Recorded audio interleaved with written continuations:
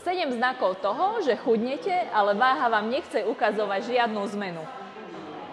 Môže vám byť zima, pretože tým, ako strácate tuk, tuk má väčšiu termoizolačnú schopnosť, čiže strácate tú termoizoláciu, je vám chladno, hlavne končatiny, ruky, nohy, nos.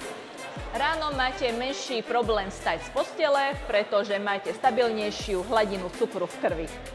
To oblečenie na vás už oveľa lepšie sedí a nemusíte sa bať, že tým gombíkom, ktorým zapínate nohavice, zabijete niekoho. Ďalším znakom je, že začínate chudnúť do tváre a prvé vrásky vám vychádzajú. Je to kvôli tomu, že sa odvodňujete.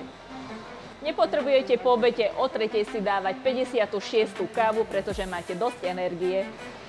Nepotrebujete si po obede zdriemnúť, pretože máte dosť energie.